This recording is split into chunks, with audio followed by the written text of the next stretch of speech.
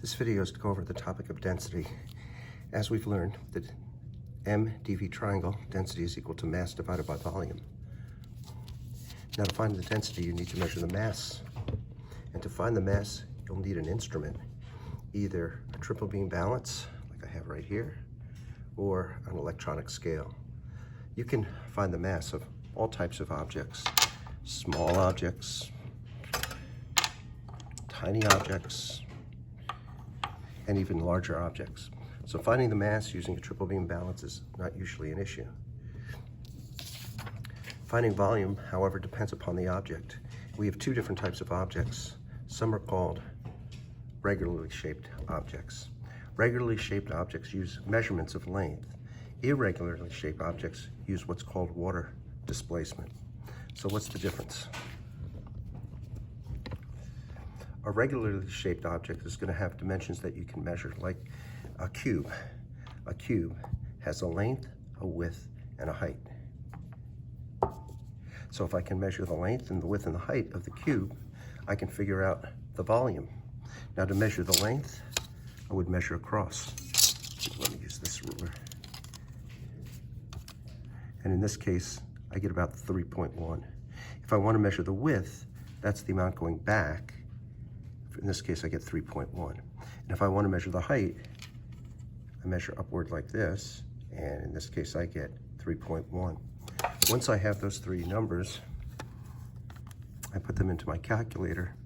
3.1 times 3.1 times 3.1. That gives me a volume of 29.791. I would round that off to 29.8.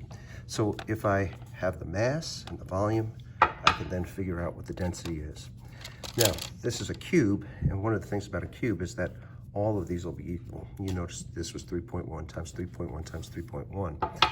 There are other types of regularly shaped solids, like rectangular solids, where these three dimensions would not all be equal to each other. But in any case, I would get the length and width and height in the same way. Length, width, and height. Now, once I have that, I'm going to plug the numbers into the formula here. You'll notice that I'm going to be multiplying centimeters times centimeters times centimeters.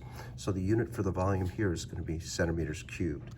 So once I have the mass of the object, I can measure the mass of this, and I have the volume, I can put the information into the density formula and figure out the density, and the units would be grams per centimeter cubed. Now that's one type of object that's called a regularly shaped object, because you can measure the length, the width, and the height. But we have other objects that are irregularly shaped. They don't really allow us to measure those things. So what we do is we use what's called water displacement method. And to do this, we need a graduated cylinder. And here's one right here. And we need some water. Let's go over what we need to do. We need to fill the graduated cylinder to a known point, drop in the object, and determine the amount the water has risen. That means we're going to have to do subtraction. For example, with this graduated cylinder, I can fill this up to 40 milliliters.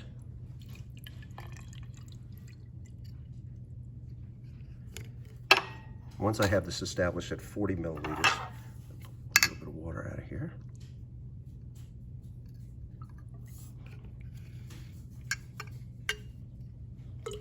Okay, and this is up to the 40 mark right there. I can drop in an object. Use this one right here. I'm going to drop it in by sliding it. I don't want it to splash too much. And now we'll find that the water has risen up. And in this case, the water level is now up to 45. So drop in the object, determine the amount the water has risen, and subtract the two. Now I know in my example it went up to 45, but in this example here, I started with 40. I dropped the object in, it went up to 60. And so to find out the volume, I would just subtract the two.